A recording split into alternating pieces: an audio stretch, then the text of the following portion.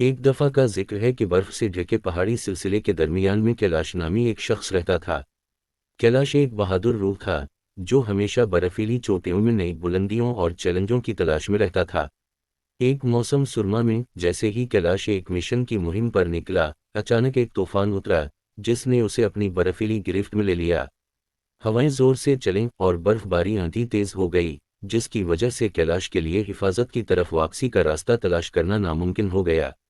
سخت سردی اور مسلسل طوفان کے خلاف جدوجہد کرتے ہوئے کیلاش ٹھوکر کھا کر گرا، تھکا ہوا اور مایوس ہو کر بیٹھ گیا۔ بس جب اس نے سوچا کہ ساری امیدیں ختم ہو گئی ہیں، برف کے توندوں میں سے ایک مدھم روشنی نمودار ہوئی۔ یہ چمک ستارہ اور روشن ہوتا گیا یہاں تک کہ ایک خوبصورت پری اس کے سامنے کھڑی ہو گئی۔ پری کی موجودگی نے کیلاش کے مایوس دل کو گرم جوشی اور روشنی بخشی۔ اس نے اسے نرمی سے اٹھایا اور اسے سخت طوفان سے بچاتے ہوئے ایک چھپی ہوئی غار کی طرف لے گئی۔ اپنے ہاتھ کی لہر کے ساتھ اس نے غار کو گرم جوشی سے بھرتے ہوئے ایک کڑکتی ہوئی آگ کا جادو کیا۔ کیلاش کی آنکھوں میں شکریہ کے آنسو بھر آئے کیونکہ اس نے اپنی جان بچانے کے لیے پری کا شکریہ ادا کیا۔ پری نرمی سے مسکرائی اور گرتی ہوئی برف کی طرح نرم آواز میں بولی، ڈرو نہیں بہادر مسافر، کیونکہ تم اکیلے نہیں ہو۔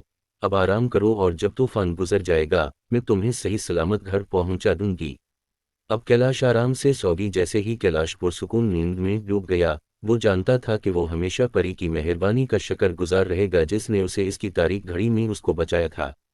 اور یوں پریوں کی رہنمائی کے ساتھ کیلاش نے اپنے گھر واپسی کا راستہ بنایا، جو برفیلے پہاڑوں میں جادوئی تصادم سے ہمیشہ کے لیے بدل گیا۔